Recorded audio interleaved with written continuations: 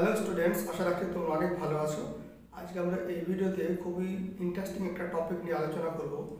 অনেক সময় আমরা দেখতে পাই যে একটা কোশ্চেন আমাদের মাথায় ঘুরপাক খায়, যেমন করোনা মহামারীতে মানুষের অনেক প্রবলেম হয়েছিল। তারপরে দেশের যে এত দারিদ্রতা, আনএমপ্লয়মেন্ট বাড়ছে, ইকোনমিক যে প্রবলেম, এগুলো সলভ করতে গেলে সরকার তো চাইলে টাকা ছাপিয়ে মানুষের অ্যাকাউন্টে অনেক টাকা দিতে পারে, তাহলে তো প্রবলেম সলভ হয়ে যেতে পারে। সরকার টাকা ছাপায় না কেন? এই যে একটা কোশ্চেন কিন্তু অনেক সময় ঘুরপাক খায়। তো ভিডিওটি স্টুডেন্টদের জন্য হেল্প তো হবেই, পাশাপাশি যারা ভিডিওটি দেখছো তাদেরও এই জাতীয় কোশ্চেন আশা রাখছি তোমাদের মাথায় আসবে না, প্রবলেম সলভ হয়ে যাবে। দেখো, আমাদের দেশে ভারতবর্ষের যে সেন্ট্রাল ব্যাংক, সেটা হচ্ছে RBI, reserve bank of India. Monetary policy RBI তোমার কন্ট্রোল করে। আরবিআই ফাউন্ড হয়েছিল, তৈরি হয়েছিল 1 এপ্রিল 1935 সালে, এবং তখন হেডকোয়ার্টার ছিল কলকাতাতে। পরে 1937 সালে কলকাতা থেকে হেডকোয়ার্টার ট্রান্সফার হয়ে চলে যায় মুম্বাই। বর্তমানে আরবিআই হেডকোয়ার্টার হচ্ছে মুম্বাই, এবং আরবিআই ন্যাশনালাইজ হয়েছিল 1 জানুয়ারি 1949 সালে। সরকারের যখন টাকার প্রয়োজন হয় তখন সরকার আরবিআইয়ের কাছ থেকে টাকা ধার নেয়, সিকিউরিটি জমা রেখে।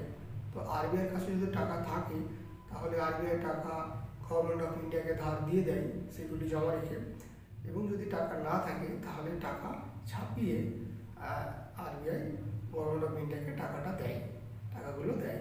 তো এই যে প্রসেসটা, এই সিস্টেমটাকে বলা হয় ওপেন মার্কেট অপারেশন।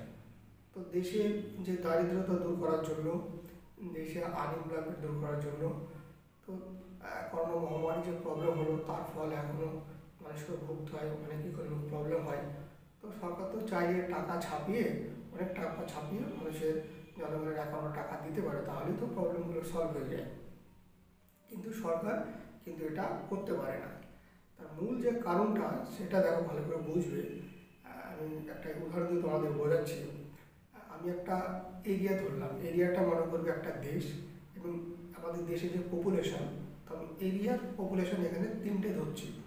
একটা এরিয়াতে মনে করো 3টে লোক আছে। প্রথম লোকের কাছে আছে তোমার 100 টাকা, দ্বিতীয় লোকের কাছে আছে 200 টাকা, এবং তৃতীয় লোকের কাছে আছে 300 টাকা। এবং ওই এরিয়াতে মনে করো চালের যে প্রোডাকশন সেটা হয়েছে 50 কেজি, এবং প্রতি কিলো চালের দাম হচ্ছে তোমার 10 টাকা, মানে 1 কেজি চালের দাম হচ্ছে 10 টাকা, এবং টোটাল যে প্রোডাকশন সেই চালে সেটা হচ্ছে তোমার 50 কেজি। তাহলে প্রথম জনের কাছে আছে তোমার 100 টাকা, তাহলে 10 টাকায় যদি চাল হয় তাহলে 100 টাকায় সে পাবে তোমার 10 কেজি।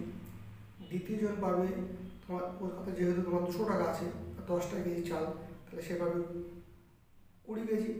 এবং তৃতীয় জন পাবে, তার কাছে তোমার 300 টাকা আছে, সে পাবে তোমার 30 কেজি। এখন সরকার মনে করে যে এই 3 জনের টাকাটাকে ডাবল করে দিল, মানে যার কাছে 100 টাকা ছিল তার টাকা ডাবল হয়ে গেল এখন 200 টাকা, যার কাছে ছিল 200 টাকা তার হয়ে গেল এখন 400 টাকা, এবং যার কাছে ছিল 300 টাকা তার হয়ে গেল 600 টাকা। এখন চালের যে প্রোডাকশানটা, সেই চালের প্রোডাকশানটা মনে করো 50 কেজি আছে, চালের প্রোডাকশন বাড়েনি, 50 কেজি আছে। এখন চাল যে বিক্রি করছে সে দেখলো যে না, টাকাটা বেড়ে গেছে, ডাবল হয়ে গেছে, তাহলে কি সে দেখা গেল ওর চালের দামটা বাড়িয়ে দিল। আগে যেমন তুমি ছিল তোমার 10 টাকা কেজি চাল, এখন সে করে দিল মনে করো 20 টাকা কেজি চাল, চালের দামটা ডবল হয়ে গেল। তাহলে এখন যার কাছে তোমার প্রথম জন, যার আগে 100 টাকা ছিল, তার তো এখন টাকা ডাবল হয়ে 200 টাকা হয়ে গেছে। তাহলে 200 টাকাতে যদি 20 টাকা কেজি চাল হয়, তাহলে কি সেই আগের মতোই সে চাল পাচ্ছে, 10 কেজি চাল পাচ্ছে। আবার যার কাছে তোমার আগে ছিল তোমার 200 টাকা, তার হয়ে গেছে এখন 400 টাকা।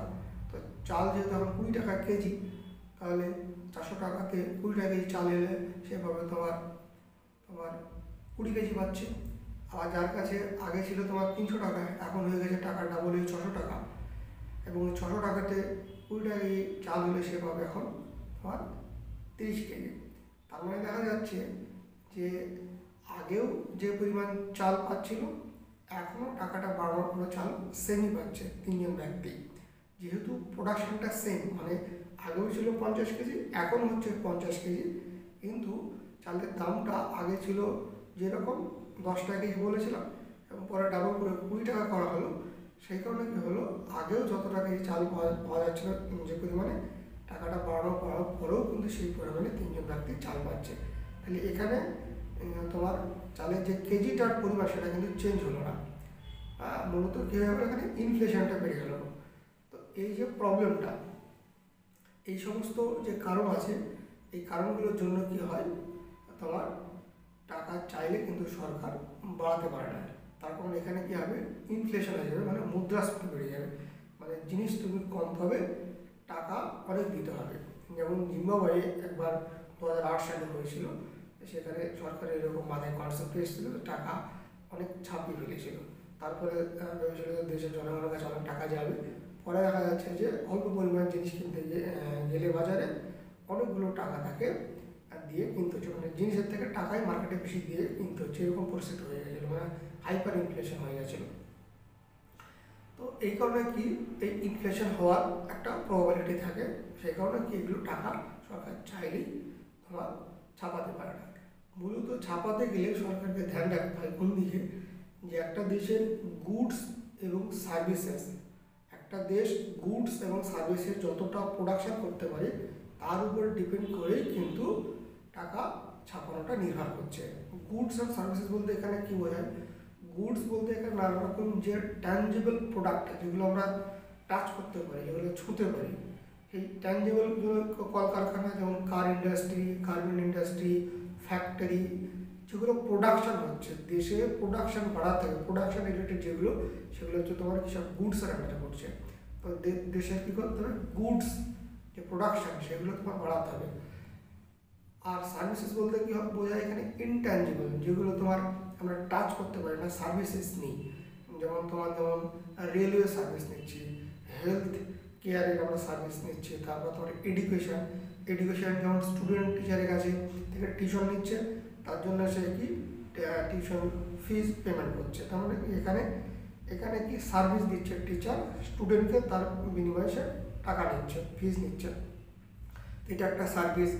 রেলওয়ের ক্ষেত্রে আমরা কি সার্ভিস নিচ্ছি, ট্রান্সপোর্টের যেগুলো হয় সার্ভিস নিচ্ছি, হেলথ ডক্টরের কাছে গেলে ডক্টরের কাছ থেকে আমরা সার্ভিস নিচ্ছি। তো এই সার্ভিস রিলেটেড যত কাজ আছে সেগুলো কি দেশে বাড়াতে হবে, এবং প্রোডাকশন রিলেটেড যত কাজ আছে বাড়াতে হবে। তাহলে একটা দেশের যত গুডস সার্ভিসেসের যে প্রোডাকশন যত বাড়বে তার উপর নির্ভর করে কিন্তু দেশের টাকা ছাপানোটা নির্ভর করবে। চাইলেই কিন্তু সরকার টাকা ছাপাতে পারে না, টাকা ছাপিয়ে দিলেও মার্কেটে টাকা অনেক বেশি চলে যাবে, হাইপার ইনফ্লেশন হয়ে যাবে, মানে 1 কেজি আলু কিনতে গিয়ে 1 বস্তা টাকা লাগবে, ব্যাপারটা এরকম হয়ে যাবে। সেখানে অনেক কিছু মেনটেন করে সরকারকে টাকা ছাপাতে হয়। এটা হলো ইকোনমিক পলিসির ম্যাটার। মোটামুটি একটা কনসেপ্ট বললাম, যে আমাদের মাথায় যে কনসেপ্টটা আসে যে সরকার চাইলে টাকা ছাপায় না কেন, তো এইসব কারণগুলোর জন্যই কিন্তু সরকার চাইলে টাকা ছাপাতে পারে না, এখানে অনেক কিছু মাথায় রাখতে হয়। তো এই ভিডিওর মাধ্যমে আমি এটাই বলতে চাইলাম যে সরকার চাইলেও তোমার নানারকম যে আমাদের দেশের প্রবলেম সেগুলো টাকা ছাপিয়ে সলভ করতে পারে না কেন, তো এই ছিল মেন কারণ। এগুলোর জন্যই কিন্তু সরকার অনেক কিছু মাথায় রেখে তবে সরকার টাকা ছাপাতে হয়, চাইলে কিন্তু ছাপাতে পারে না। তো আশা রাখছি তোমাদের কিছুটা হলেও তোমরা কনসেপ্টটা বুঝতে পেরেছ। তো সবাই ভালো থেকো, সুস্থ থেকো।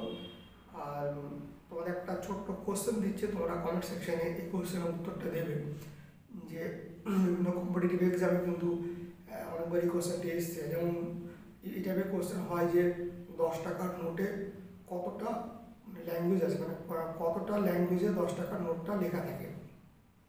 10 টাকার নোট দেখবে, সেই 10 টাকার নোটে 10 টাকার নোট এই কথাটা কতটা ল্যাঙ্গুয়েজে লেখা আছে, এটার আনসার তোমরা কমেন্ট সেকশনে জানাবে। মানে এই জাতীয় কোশ্চেন কিন্তু কম্পিটিটিভ এক্সামে আসে, তো তোমরা কমেন্ট সেকশনে জানিয়ে আনসারটা।